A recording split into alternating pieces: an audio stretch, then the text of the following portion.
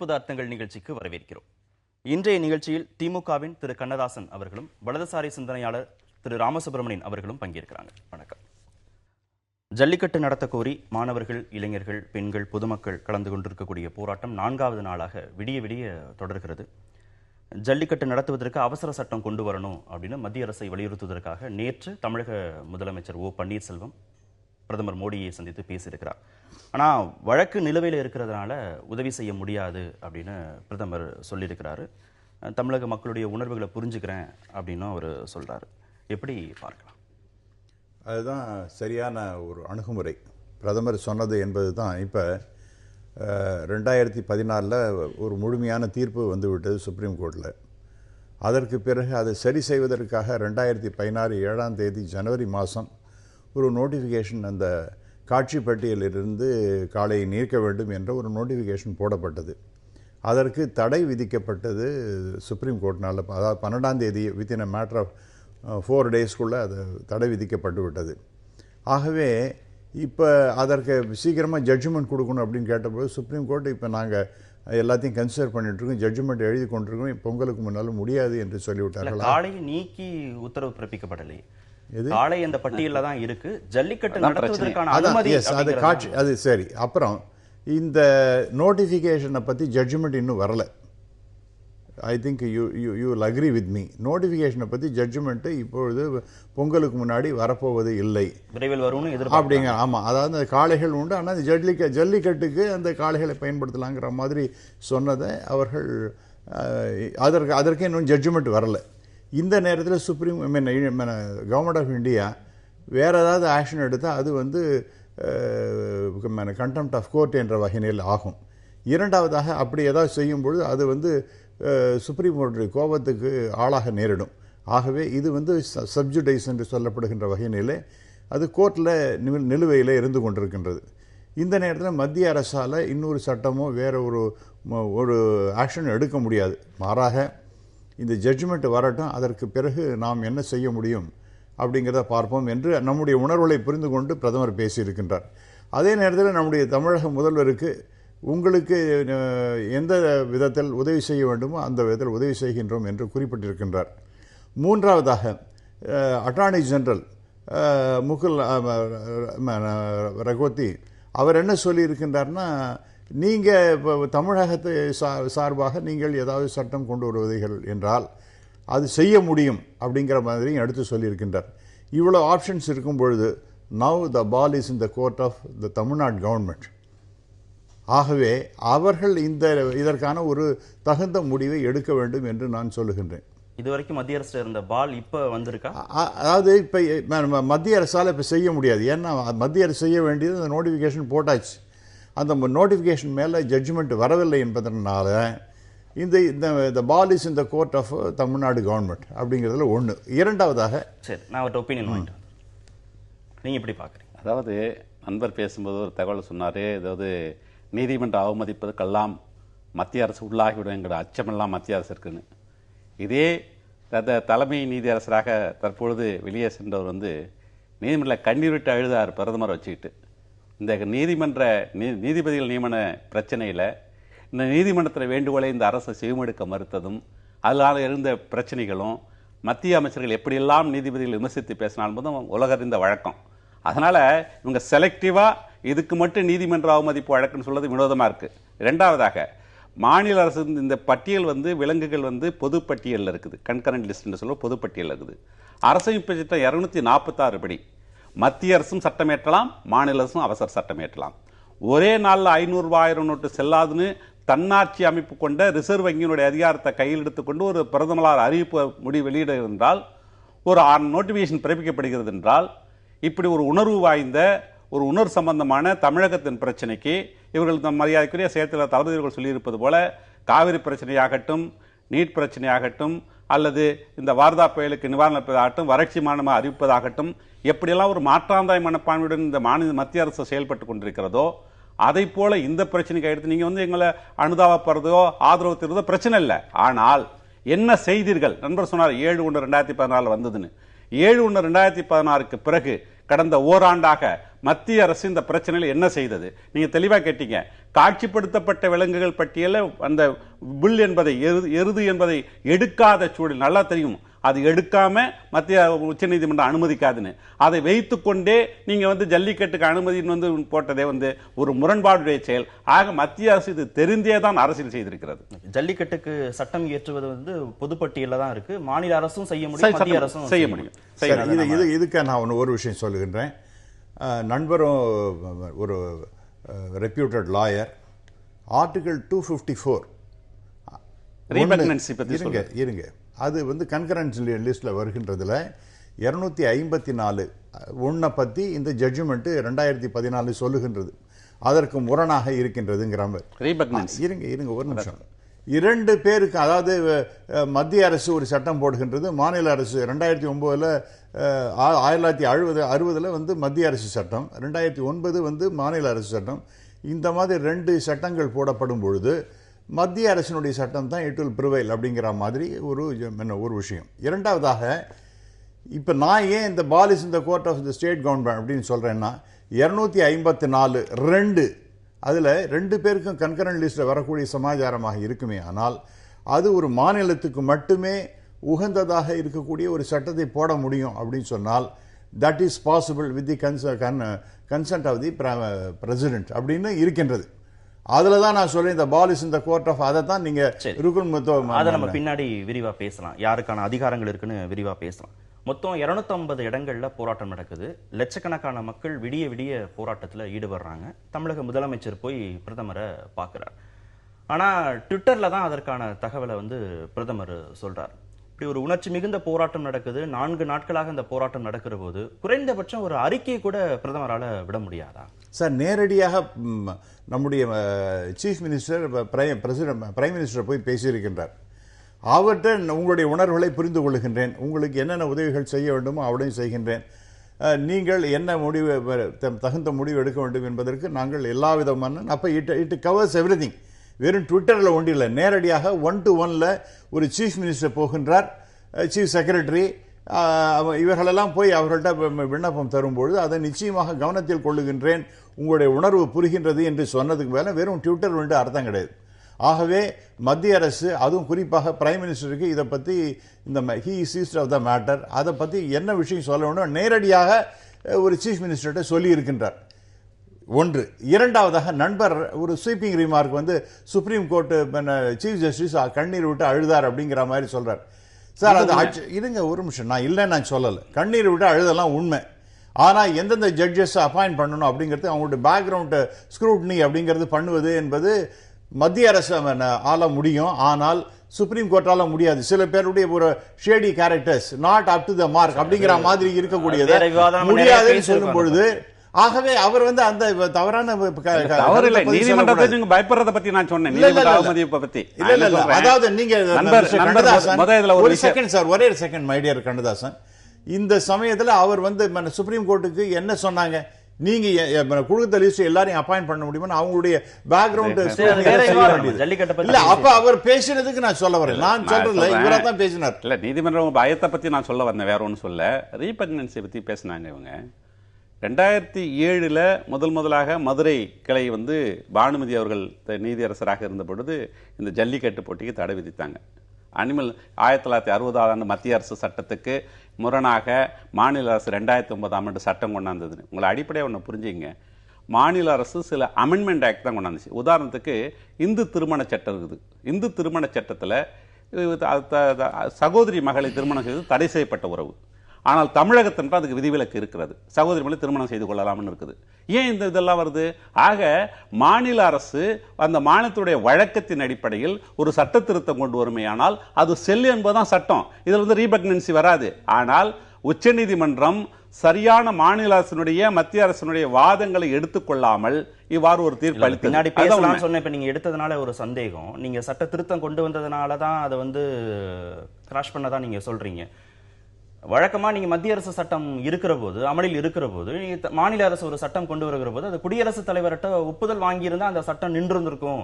ஆனா குடியரசுத் தலைவர்கிட்ட ஒப்புதல் வாங்காததுனாலதான் அந்த சட்டம் நிக்கலன்னு இன்னொரு வாதமும் வைக்கப்படும். இல்ல உச்சநீதிமன்றம் என்ன தீர்ப்பு கொடுத்ததுன்னா 2014 இதை போல காட்சிப்படுத்த பட்டியலில் இந்த புல் என்பது இருப்பதனால் மாநில அரசு கொண்டு வந்த சட்டம் செல்லாது அப்படின்னு தான் சொல்லிச்சே தவிர வேறு அடிப்படையான காரணம் அது இல்லாம அவங்க துன்புறுத்துதல் வழக்கம் அதே மாதிரி ஆர்டிகல் 25 படி இது மத சார்புடையதெல்லாம் விவாதிச்சு தான் தீர்ப்பு கொடுத்தாங்க. நாங்கள் சொல்வதெல்லாம் 2007 கொண்டு வந்தாங்க. 2008 பொங்கல்ல இதே மேனகா காந்தி போய் உச்ச நீதிமன்றத்தில் அதுக்கு தடை வாங்கினாங்க. அப்போ பொங்கல் சமயத்தில் இதே மாதிரி அந்த தலைவர் கலைஞர் அவர்கள் ராமச்சந்திராமத்தில் அனுமதிக்கப்பட்டிருந்த நேரம். ஆனாலும் விரைவாக அமைச்சர்கள் செயல்பட்டு உச்ச நீதிமன்றத்தை அணுகி மரியாதைக்குரிய சதாசிவம் அவர்கள் தலைமை நீதியரசராக இருந்தார். அதை பொங்கலுக்கு முன்பாகவே அந்த வழக்கை கொண்டு நடத்தினாங்க. 2009ஆம் ஆண்டு சட்ட திருத்தம் கொண்டாதெல்லாம் முன்கூட்டியே தீர்மானித்து இது 2010 2013 ஆட்சியில் நடந்துச்சு, 2014 வரைக்கும் நடந்துச்சு. ஆனால் 2011 14 வரைக்கும் மாநில அரசும் சரி மத்திய அரசும் சரி இதுல சரியான கண்ணோட்டத்தை எடுக்காத காரணத்தால் அந்த வழக்கு தள்ளுபடி. அந்த மாநில அரசுக்கான அதிகாரம் விரிவா பேசலாம். நேற்று பிரதமர் முதலமைச்சருடைய சந்திப்பு குறித்து கொஞ்சம் பேசிட்டு நம்ம பின்னாடி விரிவா பேசலாம். நாடாளுமன்ற உறுப்பினர்கள் ஒரு வாரத்துக்கு முன்னாடி போய் சந்திப்பதற்காக அனுமதி கேட்கிறாங்க. அங்க அனுமதி கொடுக்கப்படல. அவங்க இணைச் செயலர்கிட்ட அந்த கோரிக்கை மனுவை கொடுத்துட்டு வராங்க. இப்போ வழக்கு நிலுவையில் இருக்கு அப்படின்னு பிரதமர் சொல்றாரு. அப்போ ஒரு வாரத்துக்கு முன்னாடியே அதிமுக நாடாளுமன்ற எம்பிக்கள் சந்திக்கிற போதே பிரதமர் சந்திச்சிருந்து இல்ல கோர்ட்ல நிலுவையில் இருக்கு, இதை நாங்க இது மத்திய அரசு உதவி செய்ய முடியாதுன்னு சொல்லியிருந்தா மாநில அரசு இப்ப வேறு விதமான ஒரு பாதையை நோக்கி நகர்ந்திருக்கும். இந்த அளவுக்கு இந்த போராட்டங்கள் தீவிரம் அடைஞ்சிருக்காது, ஒரு முடிவை நோக்கி இதை நகர்ந்திருக்கும் இல்லையா? இல்லை சார், அது அந்த எம்பிஸ்லாம் போனது என்பது உண்மை. எப்போ போனாங்க அவங்க ஒரு அப்பாயின்மெண்ட் ஃபிக்ஸ் பண்ணிக்காமே அவங்க பிரைம் மினிஸ்டர் பார்க்கணும்னு சொல்லியிருக்காங்க. Prime minister was engaged with a foreign delegate. அவங்களோட ஒரு முக்கியமான விஷயத்தை பற்றி பேசிக்கொண்டு அந்த நேரத்தில் நம்ம அவரை பார்க்க முடியவில்லை. மாறாக இந்த பிரின்சிபல் செக்ரட்டரிகிட்ட அதை கொடுத்து விடுங்கள், நாங்கள் அதை கவனத்தை கொள்ளுகிறோம் அப்படிங்கிற மாதிரி சொல்லப்பட்டிருக்கிறது. அதை ஏடிஎம்கே எம்பிஸே அதை ஒத்துக்கொண்டிருக்கின்றார்கள். பிரின்சிபல் செக்ரட்டரி உடனே நீங்கள் அவங்கள்ட்ட கொடுங்க, நாங்கள் அதை கவனிக்கிறோங்கிற மாதிரி. ஆகவே எங்க நீங்க பிரைம் மினிஸ்டர் மேல குறை சொல்ல முடியும்? நீங்க திடீர்னு இப்ப ஒரு சரி கொடுத்திருப்பாங்கல்ல, அதுக்கு பிறகாவது அந்த ஸ்டேட்மென்ட் அதான் சார், அதெல்லாம் எக்ஸாமின் பண்ணிட்டு தான் இப்ப இவர் பேசும்பொழுது அது முடியாதுன்னு, பொங்கலுக்கு முன்னாடி முடியாதுன்னு சுப்ரீம் கோர்ட் சொல்லும் பொழுது இவர் போய் கேட்கின்றார், சீஃப் மினிஸ்டருக்கு உடனே அப்பாயின்மெண்ட் கொடுத்தாரா இல்லையா? அவர் பேசுவதை நம்ம காது கொடுத்து கேட்டார், கவனமாக கேட்டார். தமிழக மக்களுடைய உணர்வுகளை புரிந்து கொள்கின்றேன், நிச்சயமாக எனக்கு அது புரிகின்றது என்ற வகையெல்லாம் பிரைம் மினிஸ்டர் பேசினாரா இல்லையா? ஆகவே நாம் ஒரேடியா ஏடிஎம்கே எம்பிஸே அவங்கள பிரைம் மினிஸ்டர் பத்தி ஒன்றும் குறைய சொல்லல். மாறாக அவருக்கு இருந்த அந்த என்கேஜ்மெண்ட் எங்களுக்கு தெரியும். அதை நாங்கள் அவர்கிட்ட கொடுக்க முடியல நேரடியாக. ஏன்னா he was otherwise engaged. முக்கியமாக வேற ப்ரீ ஷெட்யூல் இருந்ததுனால பண்ண முடிந்தது, நாங்கள் என்னால் பேச முடியல. இப்படிங்கெல்லாம் ரொம்ப தெளிவாக பேசி இருக்கிறார். நாடாளுமன்ற எம்பிக்களே ஒன்றும் குறை சொல்லல. இல்லை, அதாவது அதிமுக நாடாளுமன்ற எம்பிக்கள் இயல்பாகவே சிறந்த நடிகர்கள். அவர்கள் சினிமா நடிகர்களாக இருந்திருந்தால் அவங்க உடனே பார்த்துக்கிறதுக்கு வாய்ப்பு கிடைச்சிருக்கும். அது அவங்களுடைய தவறு. அது நான் கேட்குறேன், இந்தியாவினுடைய பிரதமர் தானே ஒரு தமிழகம் இந்தியாவில் தானே இருக்குது. இப்படிப்பட்ட ஒரு மாநிலத்தில் ஒரு பற்றியறியக்கூடிய பிரச்சனையாக இருக்கிறது, உணர்வு சார்ந்த பிரச்சனையாக இருக்கிறது. அதில் அவங்க எம்பிகள் கொடுத்தாங்க, அவர் நான் கவலைப்படுறேன் புரிஞ்சுக்கிறேன்னா, இந்த பிரச்சனையை புரிந்து கொள்வதற்கே மனுவை வாங்கி ஒரு பிரதமருக்கு இவ்வளவு காலம் ஆகிறது என்றால், இதை விட முக்கியமான பிரச்சனை நாட்டில் இப்ப என்ன நடந்துட்டு இருக்குது? வேறு எந்த பிரச்சனை இருக்கிறது? காவிரி பிரச்சனையில் எம்பிக்களை சந்திச்சாரா? அரசியல் கட்சிகளை சந்திச்சாரா? இல்லையே. அதைத்தான் நாங்க சொல்றோம். அங்க ஒரு செயல்படாத அரசு அவர்களுக்கு தளபதிகள் சொன்னது போல ஒரு கண்ணிலே வெண்ணெய் மற்றொரு கண்ணிலே சுண்ணாம்பு என்பது போல அவர்களுக்கு இயல்பான ஒரு மாநிலத்தில் வெற்றி பெறக்கூடிய மாநிலத்தில் ஒரு இயல்பு நடவடிக்கைகளும் தாங்கள் வெற்றி பெறவே முடியாத நிலையில் ஒரு மாநிலத்தில் ஒரு நடவடிக்கையாக இந்த மத்திய அரசு இருக்கிறத நாங்கள் எடுத்து காட்டுறோம். இரண்டாவதாக இந்த மாநில அரசு செயல்பாடும் சொல்லிக்கிற மாதிரியே இல்லை. நீங்க பார்க்கலாம், எல்லாமே நாங்கள் கடந்த 2016ஆம் ஆண்டு மறையக்குரிய பொன்னார் அவர்கள் சொன்னார், இந்த மாதிரி கண்டிப்பா நடக்கும்னார். நாங்களும் காலையில வர குடுகுடுப்பார மாதிரி சொல்றாரு, நம்பலாம்னு நினைச்சு பார்த்தா கடைசியில் அது நடக்கல. இந்த ஆண்டு என்ன பண்ணாரு, இது நடந்துரும், வெற்றி பெற்றே தீரும், நடத்தியே தீரும்னாரு. என்ன நடந்தது? என்ன மன்னிப்பு கேட்டுட்டு போயிட்டார். அவ்வளவுதான் அவங்களால முடிஞ்சது. பல முகங்கள். இயற்கை மனிதனுக்கு 2 விழிகள் 2 செவிகள்லாம் படைச்சது, வாய் மட்டும் ஒன்னே ஒன்றுதான். ஆனால் பிஜேபியில் பார்த்தீங்கன்னா எச் ராஜா நடத்தியே தீர்வன்வாரு, சுப்பிரமணிய சாமி இந்த பொறுக்கிகள்வாரு, இல்ல மாநில ஆட்சியை கலைக்கிறேன்வாரு. இப்படி ஒவ்வொருவரும் ஒரு முகம். தமிழிசை வீரவேல் வெற்றிவேல்னுவாங்க. இப்படி ஒவ்வொருவரும் ஒன்னு பொன்னர் நடந்தே தீர்வுன்வாரு, தடையை மீறுவாங்க. ஆனால் மத்திய அரசு இன்னும் இப்பதான் புரிஞ்சுக்கிட்டு இருக்குன்னு பிரதமர் சொல்லிக்கூடிய அளவிற்கு இங்க எல்லாம் பிஜேபி எல்லாம் அவங்ககிட்ட எடுத்து சொல்லலையா? என்னுடைய அதாவது பொய் சொல்றதுக்கு திராவிட முன்னேற்ற கழகத்தை விட மிக சிறந்த ஒரு கட்சியே இருக்க முடியாது. ஏனென்றால் இந்த பிரச்சனைக்கு அடிப்படை இவங்களும் காங்கிரசும் செய்த அநியாயத்தினால தான் இந்த ஜல்லிக்கட்டு என்பது நின்று போனதற்கு காரணம். ஏனென்றால் 2011 ஜெயராம் ரமேஷ் அந்த காட்சி பட்டியல இந்த காளையை இணைத்த போது இவர்கள் ஆட்சியில் இருந்தவர்கள்.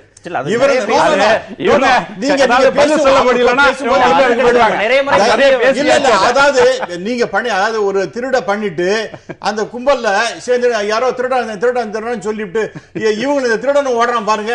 அதே மாதிரி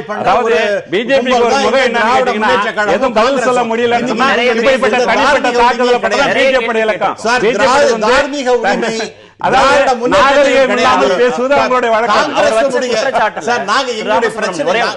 அவர் வச்ச குற்றச்சாட்டுல இங்கே பெரிய பங்களிப்பு ஒன்னும் பிஜேபிக்கு இல்ல. அப்படி ஒரு மாநிலமாக இருந்திருந்தா உத்தரப்பிரதேசம் இல்ல குஜராத் போன்ற மாநிலமாக இருந்திருந்தா இந்த பிரச்சனையை பிரதமர் இன்னும் கொஞ்சம் கூடுதல் கவனத்தோடு உற்று நோக்கி இருப்பாரு, பிரச்சனையை முடிவுக்கு கொண்டு வந்திருப்பாரு அப்படிங்கறத நீங்க எப்படி? சரி, அதுக்கு நான் வரேன். ஆனால் இந்த பிரச்சனைக்கு ஆரம்பம் அதை மிகப்பெரிய அளவுக்கு வேறுன்ற வகையில செய்தது திராவிட முன்னேற்ற கழகம். இன்னைக்கு அவங்க ரொம்ப பேசுவது என்பது தவறு. திராவிட முன்னேற்ற கழகத்தினாலதான் இந்த பிரச்சனை. அது அந்த ஜெயராம் ரமேஷ் என்கின்ற காங்கிரஸ்காரர் இதெல்லாம் ஏனென்றால் பிரச்சனைக்கு முக்கியமான காரணம் இவங்க சொல்லிட்டு இவங்க பிரச்சனைக்கு தீர்வை பத்தி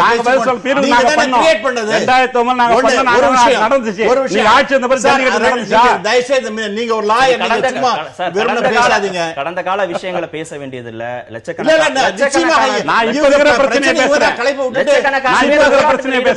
இப்ப அதை பழச பேசி என்ன ஆனால் அவர் இன்னைக்கு பேசலாம் சார். நீங்க நேத்திக்கு திருடர்களாக இருந்து விட்டு நீங்க எல்லாத்தையும் கொள்ளையடிக்கக்கூடிய கும்பல் ஒரே விஷயம். இப்ப ஏன் இதுக்கு முக்கியத்துவம் தரல அப்படின்னா மறுபடியும் காவேரி பிரச்சனையா இருக்கட்டும், அது கடைசியில் யார் ஆரம்பிக்கிறதுனா ஆரிஜின் ஒன்லி ஃப்ரம் டிஎம்கே. ஆகவே நான் அதெல்லாம் கூட நான் மறுபடியும் போகவில்லை, மறுபடியும் அதை நோண்டி எடுக்கிறது நான் விரும்பவில்லை. ஆனால் சுப்பிரமணிய சுவாமி ஒன்று பேசுறார். இன்னைக்கு சுப்பிரமணிய சுவாமி அவர் ட்விட்டர்ல பேசினதோ அல்லது அவர் சொன்ன கருத்துக்களோ விட்டுடுவோம். ஆனால் இவர் ஒரு லாயர். அந்த சுப்ரீம் கோர்ட்ல மத்திய அரசு மாநில அரசு வச்ச ஆர்குமெண்ட்ஸ் அதை விட மிக மிக மிக மிக சிறப்பாக பேசினதுங்கிறது சுப்பிரமணிய சுவாமி தான். அடுத்ததாக இன்னைக்கு நாளைக்கு அந்த judgement in favour of jallikattu வந்ததுன்னா அதற்கு முக்கிய காரணகர்த்தா என்பது திரு சுப்பிரமணிய சுவாமி மட்டுமே. அதுல ஒண்ணு சந்தேகமே கிடையாது. நீதிமன்ற தீர்ப்பை பத்தி பேசவே இல்லையே சார். இல்ல சார், கேள்வியே இல்ல. ஆகவே பிரதமருடைய அதிகாரத்துக்கு உட்பட்ட விஷயம் அவசர சட்டம் கொண்டு வரதை பத்தி நம்ம பேசுறோம்.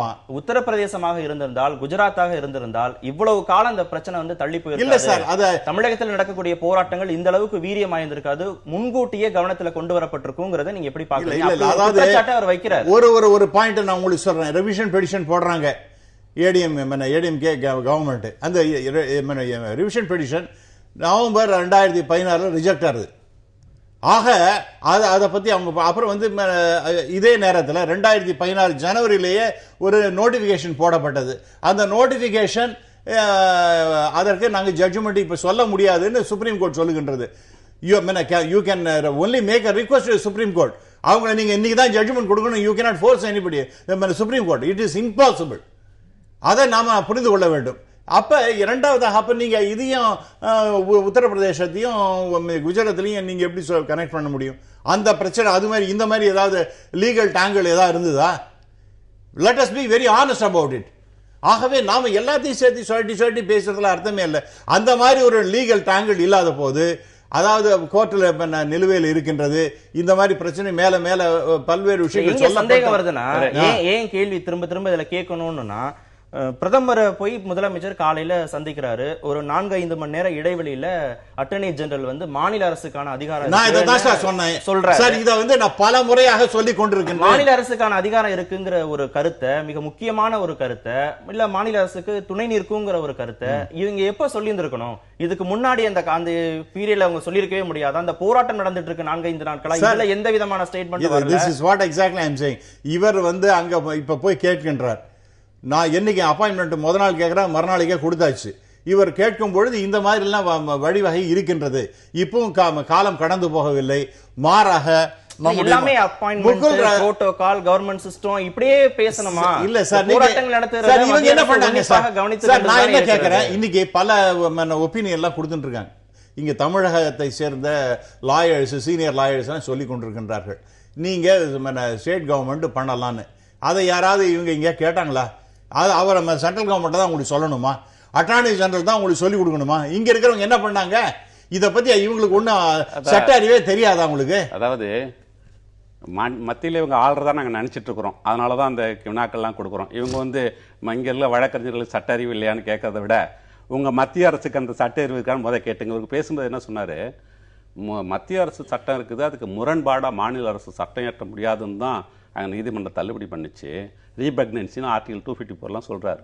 இப்ப என்ன சொல்றாரு, மாநில அரசுக்கு தான் அதிகாரம் இருக்குன்னு எங்களுடைய முதல்ல ஒரு கேள்வி கேட்டீங்க. குஜராத்லயோ அல்லது மற்ற இடத்துல ஏன் இந்த பட்டிதார் போராட்டம் ஆகட்டும், ஜாட் இனத்தொரு போராட்டம் ஆகட்டும், அதெல்லாம் உடனடியாக முடிவு கொண்டு வர அளவுக்கு பிரதமர் தலையிட்டு பேசினாரு. ஏன் இந்த பிரச்சனையில பேச முடியல? அதுக்கு அவங்களால பதில் சொல்ல முடியாது.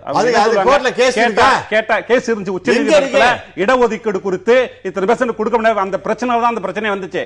அடிப்படை பிரியாம பேசக்கூடாது. நான் என்ன சொல்றேன், நான் நீதிமன்றத்துடைய பிரச்சனையை ஒட்டி தான் அது வந்துச்சு. ஆனா கேட்கிறேன், நீ சொல்றீங்க திமுக 2011 பண்ணிச்சு, ஜெயராமன் பண்ணிதான் தவறு தான். ஆனால் நாங்கள் அதற்கு மாற்று 2009 கொண்டாந்துட்டோம். அதன் அடிப்படையில் 2014 வரைக்கும் ஜல்லிக்கட்டு நடந்துச்சு. இந்த 2 ஆண்டுகள் ஜட்ஜ்மென்ட்டே வந்தது. அதனால முற்றுப்புள்ளி என்று வைக்கப்பட்டது. பிரச்சனை இல்ல. இவங்க பிரச்சனை கேட்டா போராட்டம் நடத்தி அவங்களுடைய எதிர்பார்ப்பை பூர்த்தி செய்யற மாதிரி தான் மாநில அரசுக்கு அதிகாரம் முழுக்க உண்டு. அது என்னன்னு கேட்டீங்கன்னா, இந்த மத்திய அரசுக்கு தன்னிடம் உள்ள அந்த வரம்புங்க அந்த அதிகாரத்தை, உதாரணத்துக்காக அந்த முரண்பாடு என்று வரும்பொழுது மாநில அரசு சட்டத்திற்கும் மத்திய அரசுக்கும் முரண்பாடு இருக்குமே, ஆனால் இந்த சென்ட்ரல் கவர்மெண்ட் லா ஷெல் பிரிவேல் தான் சட்டம் இருக்குது. ஆக ஏன் இந்த தயக்கம், ஏன் இத்தனை நாள் சொல்லணும் இவங்களுக்கு? ஏன் இந்த பிரச்சனையை பற்றி கண்ணை மூடிக்கிட்டா பூனைக்கான உலகம் என்ன நினைச்சிட்டாங்களா என்றால், அடிப்படையான விஷயம் எங்கள் செயல் தலைவர் சொல்லியிருப்பது போல அவர்களுக்கு இங்க எந்த அடிப்படையும் இல்லை என்பதுதான் முக்கியம். அதைத்தான் அவங்க அரசியல் கண்ணோட்டத்தோடு தான் மத்திய அரசு இங்க தமிழகத்தை பார்க்க தவிர எந்த பிரச்சனை, காவிரி பிரச்சனை பேசினாங்க, அதை கேட்டு எங்களுக்கே புளிச்சு போச்சு. நீங்க அதை சொல்லி நான் கேட்கிறேன், சரி நான் வாரத்துக்காக கேட்டுக்கிறேன், நாங்கள் தவறு செய்திருந்தால் கூட ஏன் அதை சரி செய்வதற்கு உங்களுக்கு முடியவில்லை? ஏன் காங்கிரஸ் ஆட்சிக்கு கொண்டு வந்த திட்டங்களை நீங்களும் பின்தொடர்றீங்க? பதில் சொல்லுங்க. அவங்க பண்ணது தவறு என்று சொன்னால் அதை சரி செய்வதாக நீங்க வந்திருக்கீங்க, ஏன் அதை சரி செய்யாம இருக்கிறீங்க? நான் அதுக்காக தளபதி அவர்கள் கூட கேட்டாங்க. நேற்று அறிக்கையில பாத்தீங்கன்னா, நாங்கள் கொண்டு வந்த சட்டத்தில் 2000 சட்டத்தில் நீதிமன்றம் சுட்டி காட்டக்கூடிய பிழைகள் இருப்பேயானால் அதை கூட திருத்தி புதிய சட்டம் கொண்டு வாருங்கன்னு சொல்றாரு. இதை விட நாங்க என்ன சொல்ல முடியும்? எங்களுக்கு குறைகள் இருந்தால் அதை ஒத்துக்கொள்ளக்கூடிய கட்சி திராவிட முன்னேற்ற கழகம். உங்களை மாதிரி அப்படி நீங்க செஞ்சீங்க, நீங்க செய்யணும், அதையே நீங்க தொடர்ந்து செய்றீங்க, நீங்க பதில் சொல்லுங்க. சார், இப்ப இன்னைக்கு பிரச்சனை தீர்வதற்கு ஏதாவது முடிவு வேணுமா? இந்த மாதிரி விதண்டாவாதம் பேசணுமா? நம்முடைய நண்பர் விதண்டாவாதம் அவர் ஹிஸ் மாஸ்டர்ஸ் வாய்ஸாக இங்க பேசிக் கொண்டிருக்கின்றார். அவர் பெரிய நல்ல லாயர் தான். ஆனா அவருக்கு அவர் ஹிஸ் மாஸ்டர்ஸ் வாய்ஸா பேசும்பொழுது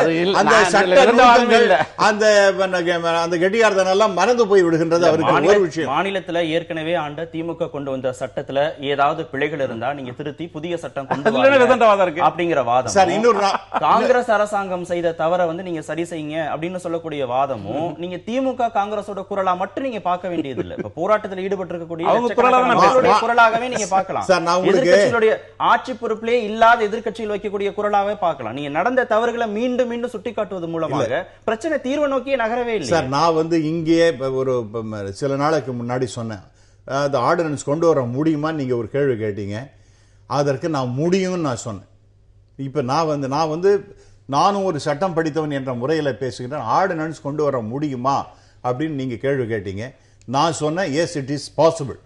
ஆனா ஒன்னே ஒண்ணு, இந்த கோர்ட்ல நிலுவையில் இருக்கும் பொழுது அதை சுப்ரீம் கோர்ட் எப்படி எடுத்துக்கொள்ளும் என்கின்ற ஒரு கவலை தவிர ஒரு ஸ்பெஷல் ஆர்டினன்ஸ் ஒரு அர்ஜென்ட்டா கொண்டு வர முடியுமா என்றால் சென்ட்ரல் கவர்மெண்டாக கொண்டு வர முடியும். மாநில அரசால கொண்டு வர முடியும். அந்த பால தூக்கி அட்டர்னி ஜெனரல் அதுதான் சார். ரெண்டு விஷயத்தை நான் சொல்றேன். ஒன்னு, சென்ட்ரல் கவர்மெண்ட் ஒரு ஆர்டினன்ஸ் கொண்டு வரலாம். இன்னொன்னு கூட சொல்றேன், அந்த குரூயல்டி ஆக்ட் இருக்க, prevention of cruelty of animals அந்த ஆக்ட் இருக்க, அந்த ஆக்டில் செக்ஷன் 27 ஒன்று இருக்கு. நாம் பேசுறது 3, 11, 22 இப்படின்னு பேசிட்டு இருக்கோம். 27 ஒரு செக்ஷன் ஒன்று இருக்கு. அதில் என்னன்னா எக்ஸம்ஷன்ஸ். எதுக்குன்னா எஜுகேஷன் பர்பஸ், ரிசர்ச் பர்பஸுக்கு இந்த அனிமல்ஸ்லாம் நாம அதெல்லாம் எக்ஸாம் பண்ணலாம் அப்படிங்கிற மாதிரி இருக்கு. அது போல அந்த இடத்துல கொண்டு வந்திருந்தாலும் கூட இந்த பிரச்சனை வந்திருக்காது என்பது என்னுடைய தனிப்பட்ட கருத்து. நானும் ஒரு சட்டம் படித்தவன் என்ற முறையில் அதை பேசுகின்றேன். 27 ஏன் பண்ண அந்த ஆங்கிள் யோசிக்கவே இல்லையா அப்படிங்கிறது என்னுடைய கேள்வி. மத்திய அரசு யோசிக்கவே இல்லையா? ஆமாம், நான் இல்லை sir, I don't want to hide anything. நான் பிராங்காவே பேசுறேன். அந்த 27 நாம கொண்டு வந்திருந்தால் இது 2 எக்ஸம்ஷன் கொடுத்துருக்காங்க சார். 3வது எக்ஸம்ஷன் நாம கொண்டு வந்திருக்கலாம் அப்படிங்கிறது என்னுடைய அபிப்பிராயம். அதை பத்தி யோசிக்கவே இல்லை அப்படிங்கிறது என்னுடைய சாதாரண ஒரு சட்டம் தெரிஞ்சவனாக படித்தவனாக நான் பேசுகின்றேன். ஜல்லிக்கட்டுக்கு ஆதரவா திமுக இன்றைக்கு ரயில் மறியல் போராட்டம் நடத்த இருக்கிறது. மக்கள் சக்தி எல்லாரும் ஒன்று சேர்ந்து போராடுறாங்க. ஒரு ஃபோக்கஸரா அந்த போராட்டம் நடைபெற்று கொண்டு இருக்கிறது. இப்போ திமுக ரயில் மறியல் போராட்டம் அப்படின்னு அறிவிச்சுக்கிறது நம்ம எப்படி புரிஞ்சுக்கிறது? மாணவர்கள் ஒரு தன்னெழுச்சியாக போராட்டத்தை நடத்தி கொண்டிருக்கிறார்கள்.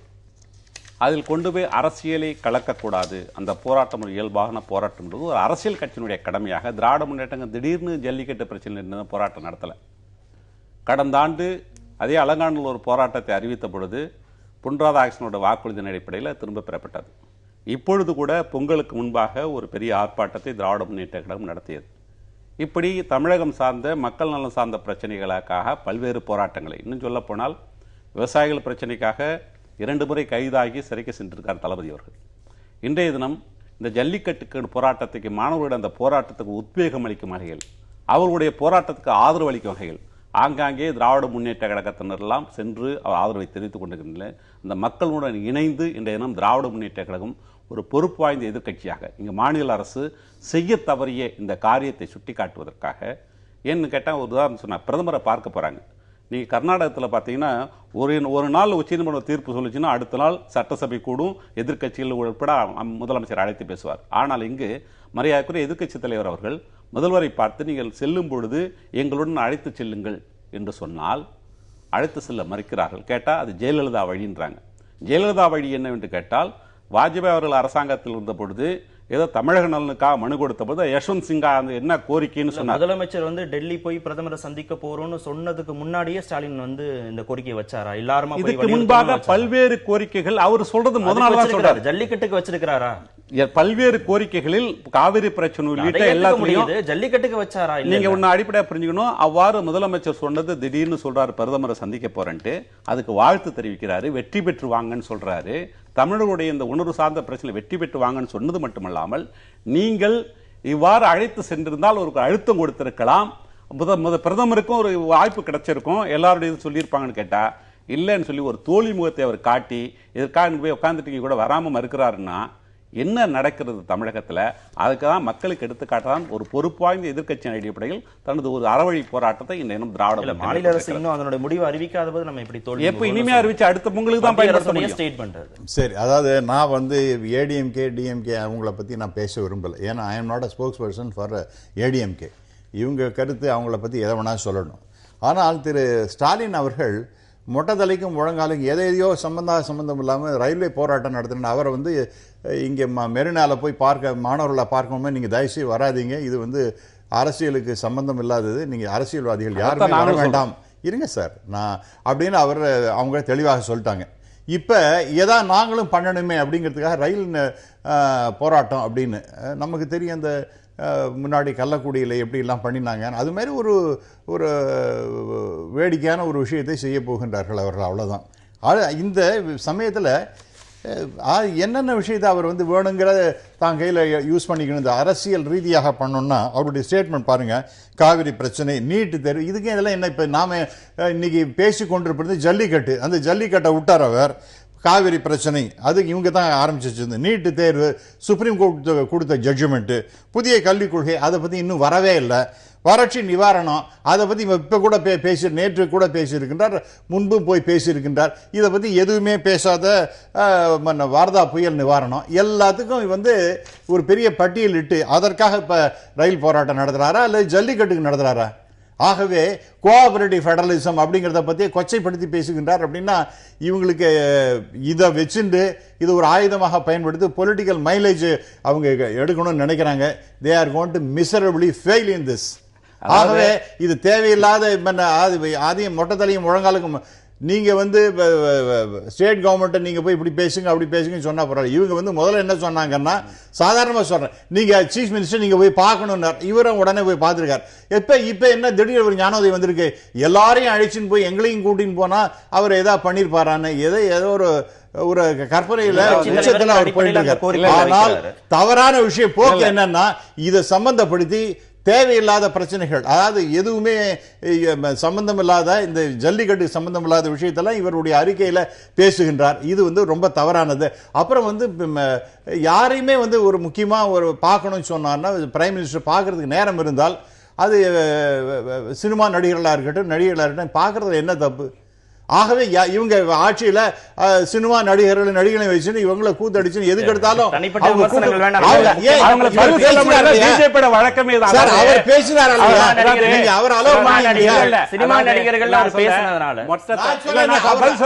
சினிமா நடிகர்கள் நடிகர் கமலஹாசன் மொட்டை தலைக்கும் முழங்காலுக்கும் வித்தியாசம் தெரியலன்னா அது பார்வை கோளாறு தான். அது நான் ஒன்றும் சொல்ல வரல. இவங்க என்ன சொல்ல வராங்க, இந்த தமிழகத்துடைய காவிரி பிரச்சனையாகட்டும் இல்லை நீட்டு இல்லை மற்ற பிரச்சனையாகட்டும் எல்லாம் தமிழக பிரச்சனை இல்லையா, அதை பற்றி பேசக்கூடாதா? பிஜேபியை பற்றி என்ன குறை சொன்னாலும் உடனே தனிப்பட்ட தாக்குதல போயிருது. அவங்களோட நடவடிக்கைகள்லாம் தொலைக்காட்சியில் பார்த்தா தெரியும். உடனே ஆத்து வச்சு உடனே அதுன்னு திருட்டுன்ற வார்த்தைலாம் பயன்படுத்துவாங்க.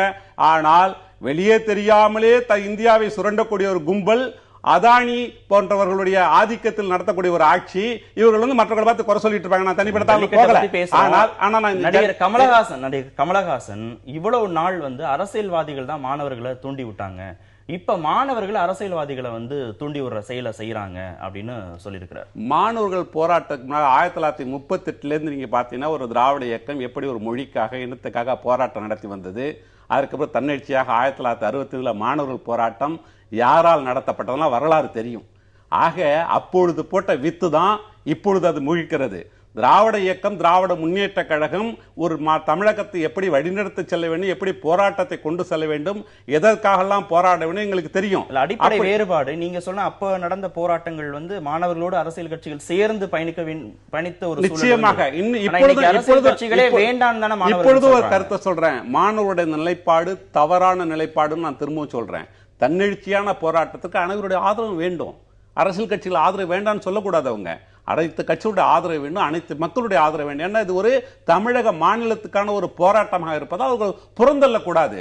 ஆனால் இவங்க ஏதோ வந்து புதுசா நாங்க இப்பதான் போராட்டணும். இப்போ வந்து நான் ஒரே ஒரு சவால் விடுறேன், எந்த பிஜேபி காரங்களாவது போய் ஜல்லிக்கட்டுக்காக நான் போராட்டம் நடத்துறேன்னு போய் பேச முடியுமா? இப்போ தமிழகத்துல நிக்க முடியுமா? மக்களுடைய எழுச்சி அந்த அளவுக்கு மத்திய அரசுக்கு எதிராக இருக்கிறது. ஆனால் திராவிட முன்னேற்ற கழகம் களத்தில் நின்று மக்களுக்காக தைரியமாக போராடக்கூடிய ஒரு ஜனநாயக இயக்கம். இவங்க என்ன சொல்றாங்க, நீங்க வந்து இதுக்கு என்ன சம்பந்தம் அப்படின்றாரு. அதுல பதில் சொல்லுங்க. நீங்க இந்த பிரச்சனைகளை நாங்கள் தீர்த்து வச்சோம்னு சொல்லுங்க. உங்களுடைய நோக்கம் எல்லாம் மத்திய அரசு தன்னுடைய அந்த ஒரு ஆதிக்க தன்மையை மாநில அரசு மீது செலுத்தணும் அப்படின்னு நினைச்சு செயல்படுறீங்க. இப்ப இருக்கக்கூடிய இந்த பொம்மை அரசும் அதற்கு இயல்பாக இருக்கிறது என்பதுதான் தமிழோட குற்றச்சாட்டு. சார், இது நண்பர் நாங்கள் பாஜக என்ன செஞ்சோன்னு கேட்குறாரு சார்.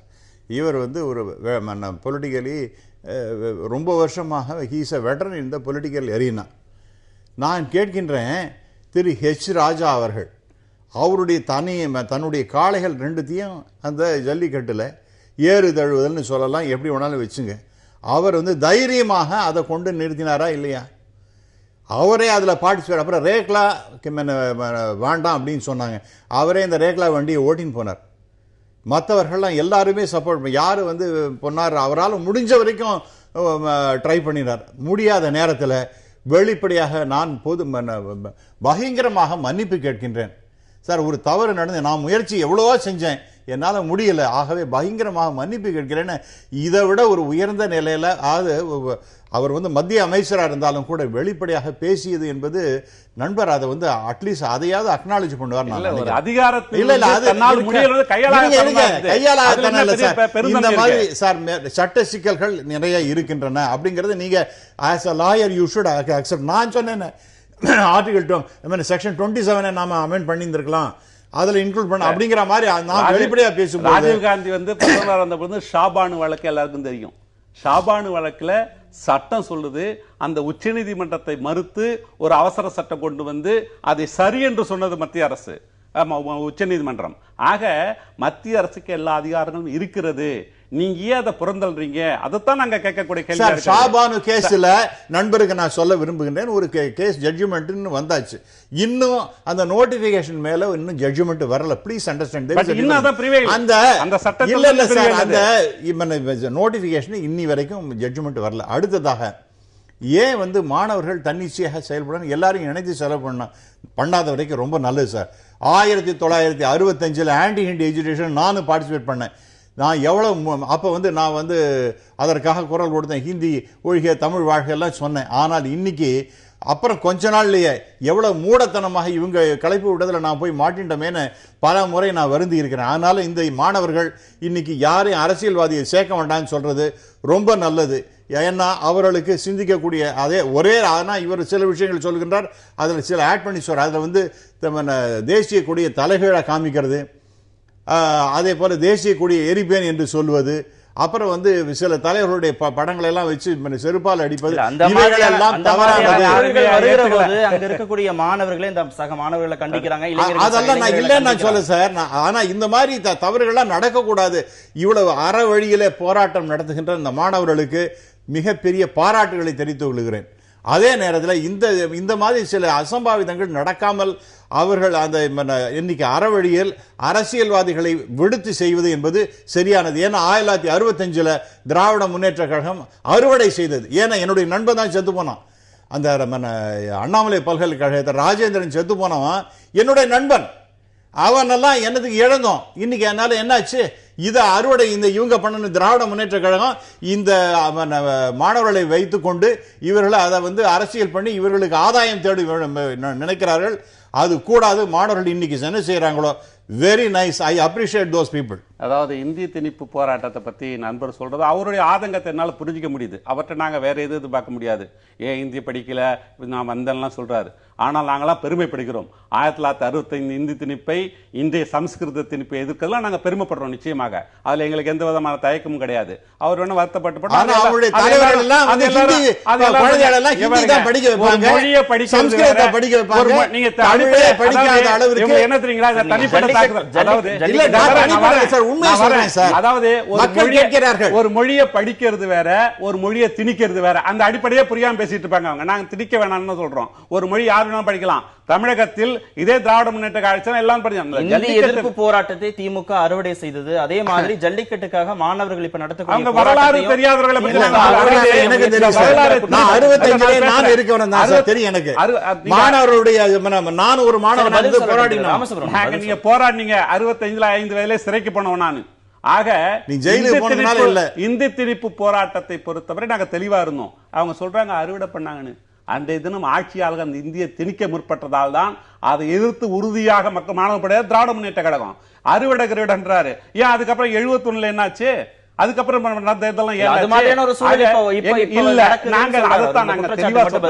நாங்க தெளிவா சொல்றோம்.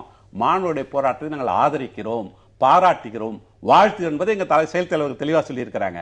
ஆனால் ஒரு அரசியல் இயக்கம் என்ற அடிப்படையில் எங்களுடைய போராட்டங்கள் நாங்கள் பதிவு செய்தாக வேண்டும். அந்த அடிப்படையில் எங்களுடைய போராட்டம் என்ற ரயில் மறியல் போராட்டமாக இருக்கிறது. இது அடுத்த தொடர் போராட்டங்கள் இந்த ஜல்லிக்கட்டு பிரச்சனையை மத்திய அரசு, மாநில அரசுகள் செயல்படக்கூடிய வகையில் நடைபெறும் வகையில் இந்த போராட்டம் நிச்சயமா தொடரும். ஜல்லிக்கட்டு விவகாரத்தில் அடுத்தது என்ன அப்படிங்கறத பத்தி விரிவா பேசலாம். தனிப்பட்ட குற்றச்சாட்டுகளை தாண்டி கொஞ்சம் ஆக்கப்பூர்வமா நம்ம அந்த விவாதத்தை கட்டமைக்கலாம். அவசர சட்டம் கொண்டு வருவது குறித்து மாநில முதலமைச்சர் டெல்லியில் ஆலோசனை நடத்தி வருவதாக செய்திகள் இருக்கிறது. இதுல இருவேறு கருத்துக்கள். மாநில அரசு கொண்டு வர முடியும், கொண்டு வந்தா நிக்காது அப்படின்னு இருவேறு கருத்துக்கள். வழக்கறிஞர் விஜயன் சொல்லக்கூடிய கருத்து, ஜல்லிக்கட்டு விவகாரத்தில் தமிழக அரசு எதுவுமே செய்ய முடியாது, புதிய சட்டத்தை தமிழக அரசு கொண்டு வரலாம் என்ற போதும் மத்திய அரசு சார்பாக ஏற்கனவே இயற்றப்பட்டிருக்கும் ஒரு சட்டத்துக்கு எதிராக ஒரு சட்டத்தை கொண்டு வருவதற்கு முதல்ல குடியரசுத் தலைவர் ஒப்புதல் வரணும். ஆனா அப்படிலாம் செய்ய முடியாது அப்படின்னு அவர் சொல்றாரு. ஆனா மத்திய அரசு வந்து ஒரு அறிவிக்கை மூலமாகவே இதை செய்ய முடியும்னு சொல்றாரு. 2011ஆம் ஆண்டுல காட்சிப்படுத்தக்கூடாத விலங்குகள் பட்டியலில் காளை சேர்க்கப்பட்ட அறிவிக்கை கொண்டு வரப்பட்டது. அந்த பட்டியலில் இருந்து காளையை நீக்கி ஒரு புதிய அறிவிக்கை வெளியிட்டாலே போதுமானது அப்படின்னு சொல்றாரு. இதை எப்படி புரிஞ்சுக்க? அதாவது மிஸ்டர் விஜயன் என்னுடைய நெருங்கிய நல்ல நீண்ட நாளான நண்பர் அவர். அவர்களுடைய ஒப்பீனியன் நான் வந்து வரவேற்கின்றேன். அதே சமயத்தில் நம்முடைய அட்டார்னி ஜெனரல் அவர் என்ன சொல்லுகின்றார், மாநில அரசு செய்யலாம் அப்படிங்கிற மாதிரி எடுத்து சொல்லியிருக்கின்றார். அப்போ அதையும் நாம் கவனத்தில் கொள்ள வேண்டும். மாநில அரசு ஒரு சட்டம் கொண்டு வரலாம். நாம் ஆரம்பத்திலே சொன்னது போல வேணால் அந்த படிக்கிற 2254(2) விதி அது மாநில அரசு கொண்டு வரும். ஆனால் அதுக்கு அசன்ட் பிரசிடென்ட்டுடைய அசன்ட் கிடைத்தது என்றால் ஒன்றும் பிரச்சனை கிடையாது அப்படிங்கிறது. இதே தான் அந்த ஜட்ஜ்மெண்ட்டில் 4வது பேராலேயே சொல்லியிருக்காங்க. 2014 ஜட்ஜ்மெண்ட்டில் 4வது பேராலேயே சொல்லியிருக்காங்க. 254(1) படி தப்பு அப்படின்னு சொல்லியிருக்காங்க. 254(2) வழியாக முடியும் அப்படின்னு நான் சொல்லுகின்றேன். இது ஒன்று. இரண்டாவதாக மிஸ்டர் விஜயன் சொன்னது போல என்ன அந்த விலங்கு பட்டியலேருந்து எடுக்கிறது ஒன்று. இரண்டாவதாக நான் முன்னாடியே சொன்னது போல 27 நான் அந்த செக்ஷன் 27 படி ஒரு எக்ஸம்ஷன் கேட்டகரியில் இதை கொண்டு வரலாம், காளையை கொண்டு வருவதற்கு வாய்ப்பு இருக்கின்றது அப்படிங்கிறது என்னுடைய தனிப்பட்ட ஆஸ் அ லாயர் நான் அதை சொல்லுகின்றேன். இதுவும் செய்வதற்கு வாய்ப்புகள் இருக்கின்றன அப்படிங்கிறத நான் நினைக்கிறேன். ஆனால் மூன்றாவதாக இன்னொரு விஷயம், இது எதுவும் பண்ண முடியாது அப்படின்னு சோலி சோபரஜி நேற்றுக்கே ரொம்ப தெளிவாக சொல்கிறார். இது வந்து it will not stand the scrutiny of supreme court அப்படிங்கிற மாதிரி இது மாதிரிலாம் பண்ணினா சரியாக வராது அப்படின்னு அவருடைய ஒப்பீனியனை சொல்லுகின்றார். ஆகவே இப்போ பலதரப்பட்ட கருத்துக்கள் இருக்கின்றன. இருந்தாலும் கூட அட்டார்னி ஜெனரல் சொல்வது சரியாக இருக்கும் என்று நான் கருதுகிறேன். அதாவது லெஜிஸ்லேட்டிவ் பவர்னு சொல்லுவாங்க, சட்டமேற்றும் அதிகாரம் நாடாளுமன்றத்திற்கும் சட்டப்பேரவைக்கும் உண்டு. அந்த சட்டம் அரசமைப்பு சட்டத்தின்படி சரியானதா இல்லையா என்று ஆய்வு செய்யக்கூடிய அதிகாரம் உச்சநீதிமன்றத்துக்கும் உயர்நீதிமன்றத்துக்கும் உண்டு. இந்த அடிப்படையில் பார்க்கும் பொழுது இந்த காட்சிப்படுத்தப்பட்ட விலங்குகளிலிருந்து அந்த எருது என்ற வார்த்தையை எடுத்து விடுவார்களே ஆனால், மத்திய அரசுக்குள்ள அதிகாரத்தை எடுத்து விடுவார்களே ஆனால் நிச்சயம் உச்சநீதிமன்றத்தோட தலையிட முடியாது. அதுக்கு ஒரு அவசர சட்டம் பிறப்பித்தாலே போதுமானது. மாநில அரசை பொறுத்தவரை இந்த விளையாட்டு என்ற அடிப்படையில் ஒரு அவசர சட்டம் பிறப்பித்து இந்த ஜல்லிக்கட்டு என்ற வார்த்தையை கூட எடுத்து ஜட்ஜி கூட சொன்னார், ஏறு தழுவுதல் என்ற வார்த்தையை போட்டு விளையாட்டாக கூட கொண்டு வரலாம். ஆனால் அது கூட உச்சநீதிமன்றம் தடை செய்வதற்கான வாய்ப்புகள்லாம் இருக்கிறது. ஆனால் உண்மையிலேயே 2 அரசுகளுக்கும் அக்கறை இருக்குமே ஆனால் எதையாவது ஒன்று செய்யுங்க. ராமர் பாலத்தில் விஷய தலைவர் கலைஞர் சொன்னாங்க இல்லையா, நீங்க வந்து எந்த வழியாவது போடுங்க, ஆனால் அந்த ராமர் செய்த பாலம் என்று பேர் இந்த பேர்லாம் வச்சுங்க, ஆனால் சேது சமுத்திர கால்வாய் திட்டம் நிறைவேற்றப்படும் என்று சொன்னது போல இந்த ஜல்லிக்கட்டை மத்திய அரசு செய்தாலும் சரி, மாநில அரசு செய்தாலும் சரி, அதை நாங்கள் நிச்சயமாக வரவேற்போம். அதை உடனடியாக செய்ய வேண்டும். மாணவர்கள் போராட்டத்துக்கு ஒரு முடிவு கட்ட வேண்டும். ஏற்கனவே தமிழக முதலமைச்சர் ஓ பன்னீர்செல்வம் வெளியிட்ட அறிக்கையிலையுமே 1960 பிராணிகள் வதை தடுப்பு சட்டத்துக்கு எதிராக மாநில அரசு சட்டம் கொண்டு வர இயலாது அப்படின்னு தான் சொல்லியிருந்தார். இப்ப திரும்பவும் அவங்க மத்திய அரசு கொண்டு வர முடியாத ஒரு சூழல்ல இவங்க கொண்டு வர முடியுமான்னு யோசிக்கிறாங்க. அப்ப கூடுதல் அதிகாரம் அப்படிங்கிறது மத்திய அரசுக்கு தான் இருக்குன்னு புரிஞ்சுக்க வேண்டியதா இல்ல. நார்மலா வந்து கன்கரண்ட் லிஸ்ட்ல வரும்பொழுது மத்திய அரசு கொண்டு வந்த சட்டம் தான் மாநில அரசு அதுதான் செல்லுபடி ஆகுங்கிறது தட் இஸ் ஏ நார்மல் லா. அதே சமயத்தில் இந்த நான் ஆர்டிகல் 254(2) கான்ஸ்டியூஷனை பற்றி நான் குறிப்பிட்டேன். அதில் ரொம்ப தெளிவாக இருக்கின்றது. இதையும் எக்ஸ்ப்ளோர் பண்ணணும். அதற்காக தான் ஐ திங்க் அந்த எக்ஸ்ப்ளோர் பண்ணுறதுக்காக தான் இன்னைக்கு நம்முடைய முதலமைச்சர் இன்னைக்கு டெல்லியிலே இருக்கின்றார். அந்த லீகல் ஆஸ்பெக்ட்ஸை பற்றி பேசிக் கொண்டிருக்கின்றார் என்று நான் கருதுகிறேன். நேத்திக்கும் அவர் வந்து அட்டார்னி ஜெனரல் பார்த்ததாக செய்திகள் வருகின்றன. அது எனக்கு எவ்வளோ கரெக்டுன்னு தெரியாது. ஆனால் அவர் செய்தது என்பது சரி. அந்த ஆங்கிளில் மாநில அரசு செய்யுமே ஆனால் இந்த பிரச்சனைக்கு ஒரு முடிவு கட்டி மாணவர்கள் அவர்கள் வேலையை செய்ய போகட்டும், இந்த ஜல்லிக்கட்டு நடக்கட்டும், தமிழர்களுடைய பண்பாடு கலாச்சாரம் உச்ச நிலைக்கு வர வேண்டும், மீண்டும் அது வந்து ரெஸ்டோர் பண்ண வேண்டும் என்பதுதான் என்னுடைய கருத்தாக அமைகிறது. உச்சநீதிமன்றத்தில் வழக்கு நிலுவையில் இருக்கு. அதை மீறி அவசர சட்டம் கொண்டு வந்தோம்னா நிரந்தர தடை விதிப்பதற்கான முகாந்திரம் இருக்குங்கிறதா மத்திய அரசுடைய வாதம். அதனாலதான் அவங்க அவசர சட்டம் கொண்டு வருவதற்கான முயற்சி அவங்க எடுக்கவே இல்லை. இப்ப மாநில அரசு இதை கொண்டு வருகிற போது இதே பிரச்சனை தான் வருமா, இல்ல நடத்தப்படுவதற்கான சூழல் இருக்கிறதா? நிச்சயமாக. அதாவது ஒரு சட்டத்தை கொண்டு வந்த பிறகு அதை உடனடியாக குடியரசு ஒப்புதல் பெற்ற பிறகு அது நடைமுறைக்கு வந்துருது. அதன் பிறகுதான் அது செல்லுமா செல்லாதா என்பது குறித்தவரெல்லாம் வர முடியும். எடுத்துக்காட்டாக சொல்கிறோம், குடியரசு ஒப்புதல் பெற்ற பிறகு தான் அந்த சேலஞ்சை பண்ண முடியும். அந்த ரிவ்யூ என்ற அடிப்படையில் உச்சநீதிமன்றத்துக்கு அந்த அதிகாரம் இருந்தால் கூட அந்த சட்டத்தின் அடிப்படையில் அது அமையுமானால் சின்ன விஷயம்தான். அந்த காட்சிப்படுத்தப்பட்ட வகையில் வீட்டு விலங்கான அந்த எருதை எடுத்துடணும், காட்டு விலங்குகளுடன் கொண்டு இதை சேர்த்திருக்கிறாங்க. அது யார் சேர்த்திருந்தாலும் தவறு தான் நாங்கள் சொல்றோம் இப்பொழுதும். ஆக அந்த பெயரை எடுத்தாலே போதுமானது, எல்லா தடையும் நீங்கிடும். இதை செய்வதற்கு தகுதி வாய்ந்த அரசு என்பது காம்பிடன்ட் ஸ்டேட் என்று சொல்வது மத்திய அரசு தான். மத்திய அரசு வந்து அதை உடனே செய்யணும் தான் நாங்கள் திரும்ப கேட்டோம். அதுக்காக தான் இன்றைய போராட்டம் கூட. ஆனா இதுல ஒரு முக்கியமான விஷயம் என்னன்னா, இந்த அனிமல் வெல்ஃபேர் போர்டுன்னு ஒன்று இருக்கு. அது மத்திய அரசின் கீழே தான் வருது. ஆனால் அவர்கள் வந்து கோர்ட்டுக்கு கூட போயிட்டாங்க. இந்த மத்திய அரசு மதிக்காமே போயிட்டாங்க. அவங்களே போயிட்டாங்க. அவங்க மேல ஆக்ஷன் எடுக்கணும்னு சொல்லிட்டு இருக்காங்க. ஒரு ஷோகாஸ் நோட்டீஸும் கொடுக்கப்பட்டிருக்கின்றது. அவங்களுடைய கன்கரன்ஸும் வாங்கணும் அப்ப அப்படிங்கிற மாதிரி அந்த ஜட்ஜ்மெண்ட் 2016 அந்த நோட்டிபிகேஷன் பத்தி வந்த பிறகு இல்ல 2014 கூட you have to get the consent from animal welfare board என்று சொல்லுகின்றார்கள். அது எனக்கு அது நெருடலாக இருக்கிறது. அது தேவையில்லாத ஆளெல்லாம் உட்காந்து வச்சு அவங்களே they are creating problem for the government. அவங்களாம் that is only a company sir. அந்த கம்பெனி இருக்கிற மெம்பர்ஸ்லாம் வந்து 3 வருஷத்துக்கு இருக்காங்க. அவங்க மேலே சரியா அவங்க ஆக்ட் பண்ணலைன்னா அவங்கள ரிமூவ் பண்ண இப்ப வெறும் ஷோகாஸ் நோட்டீஸ் தான் கொடுத்துருக்காங்க. அவங்களாம் ஏன் எடுக்கலைங்கிறது எனக்கு ஒரு பெரிய ஆச்சரியமாக இருக்கின்றது. நமக்கு பெரிய ஸ்டம்பிளிங் பிளாக்காக இருக்கின்றார்கள் என்றால் அவரெல்லாம் ஏன் ரிமூவ் பண்ணலைங்கிறது ஆச்சரியமா இருக்கு. அதுல வந்து யாருன்னா பீட்டாவுடைய இந்த தமிழ் இந்தியாவுடைய மத்திய அரசுடைய நிறைய செயல்பாடுகள்ல உங்களுக்கு மாறுபட்ட கருத்து இருக்கு. எனக்கு நான் பேச ஒண்ணுமே நான் சொல்லக்கூடாதுன்னு இல்லை சார். மத்திய அரசினுடைய அவங்க மேல அவங்களெல்லாம் ரிமூவ் பண்ணிக்கணும். இதை தான் சார் நான் மட்டும் சொல்லல, திரு ஹெச் ராஜா போன்றவர்கள் கூட இதை தான் பேசினோம். அதனால நாங்க எங்களுக்கு ஒன்றும் பெரிய வித்தியாசம் இல்லை. தமிழகத்தை பொறுத்தவரை லட்சக்கணக்கான மாணவர்கள், இளைஞர்கள், பொதுமக்கள் கூடி போராட்டம் நடத்துறாங்க. ஆனா வடக்கத்திய ஊடகங்கள்ல சில விவாதங்கள் நடக்கிற போது வடக்கத்திய பார்வை என்னவாக இருக்கு அப்படின்னா, அங்க தொடர்ச்சியாக என்ன கேள்விகள் எழுப்பப்படுகிறது அப்படின்னா, இது மாதிரி ஒரு 50,000 பேர் 1,00,000 பேர் மாநில உணர்வு அப்படின்னு பேச ஆரம்பித்தா இப்ப உச்சநீதிமன்ற தீர்ப்புன்னு வருகிற போது அதுக்கான முக்கியத்துவம் குறைய ஆரம்பிக்கும். ஒவ்வொரு மாநிலங்கள்லையும் இதே மாதிரியான போராட்டங்கள் நடைபெற ஆரம்பித்தா உச்சநீதிமன்றத்துக்கான அந்த மாண்பு குலைய ஆரம்பிக்கும்ங்கிற ஒரு கருத்தை அவங்க வந்து தொடர்ச்சியாக வலியுறுத்துறாங்க. இதை நாம எப்படி புரிஞ்சுக்கிறோம்? உச்சநீதிமன்றத்தினுடைய மாண்பை பற்றி வடக்கில் இருக்கக்கூடிய அந்த ஊடகங்கள் கவலைப்படுறது எங்களுக்கு விசித்திரமா இருக்கு. ஏன்னு கேட்டீங்கன்னா, பல்வேறு நிகழ்வுகள் அங்கே நடக்குது. உச்சநீதிமன்ற தீர்ப்பை மீறியே பல்வேறு நிகழ்ச்சி நடக்கிறது. உதாரணம் சொல்லணும்னா, பாபர் மசூதி இடிப்பெல்லாம் பெரிய கலவரங்கள்லாம் நடந்தது. அப்பொழுதெல்லாம் வந்து அவங்க வடநாட்டு ஊடகங்கள் வேறு விதமா பேசும். ஆனால் இங்கு ஒரு பண்பாடு சார்ந்த தமிழகத்துல எந்த கட்சியாவது ஜல்லிக்கட்டை எதுக்குதானே எல்லாமே எதுக்கல, அத்தனை பேரும் ஆதரிக்கிறாங்க, அத்தனை மக்களும் ஆதரிக்கிறாங்க. ஆனால் வடக்கு ஊடகங்கள் எதுக்குன்னு கேட்டா, அவர் தமிழுடைய பண்பாடு, தமிழுடைய உயர்வு மீது ஒரு அச்சம் கொண்டிருக்கிறார்கள். ஒரு காலகட்டத்தில் கங்கை கொண்டு படை சென்றான், வென்றான் என்ற வரலாற்றுக்குரியவர்கள் தமிழர்கள். ஆனால் வடக்கிலிருந்து வந்தான் இங்கு வென்றான் என்பது இந்த மத்திய ஆட்சியாளர்களாக இருக்கிறத தவிர மன்னர்களாக இருந்ததல்ல. அந்த அச்சம் இயல்பாகவே அவர் வடவர்களுக்கு இருக்கிறது. அந்த ஆதிக்கம், தமிழுடைய ஆதிக்கம் என்னாலும் தலை தூக்கி விடக்கூடாது மிக தெளிவாக இருக்கிறார்கள். அந்த அச்சத்தின் வெளிப்பாடு தான் ஊடகங்கள் இப்படிப்பட்ட இயல்பான போராட்டத்தை சித்தரிப்பது. ஒரே ஒரு சுருக்கமா ஒன்னு சொல்றேன். எனக்கு இந்த பீட்டா அமைப்பு இந்த ஜட்ஜ்மெண்ட் கொடுத்த ஒரு ஜட்ஜி மிஸ்டர் ராதாகிருஷ்ணன், அவருக்கு ஒரு மிக சிறந்த மனிதருங்கிற மாதிரி ஒரு அவார்டு அவர் ரிட்டையர் ஆன பிறகு தான் கொடுத்துருக்காங்க. இதெல்லாம் எனக்கு ரொம்ப வருத்தமாக இருக்கின்றது.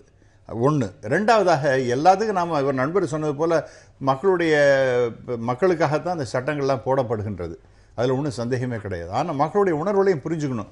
சில சமயங்களில் சுப்ரீம் கோர்ட் என்பது judicial over reach, judicial activism என்கின்ற வகையிலே செயல்படுகின்றது என்பதும் என்னுடைய கருத்தாக அமைகின்றது. நிச்சயமா இது உச்சநீதிமன்றத்துடைய பார்வை தான். அரசும் இதை என்ன மாதிரியா கையாள போறாங்கிறத நம்ம வந்து பொறுத்திருந்து பார்க்கலாம். நிகழ்ச்சியில் பங்கேற்ற இருவருக்கும் மிக நன்றி. மீண்டும் சந்திப்போம். நன்றி, வணக்கம்.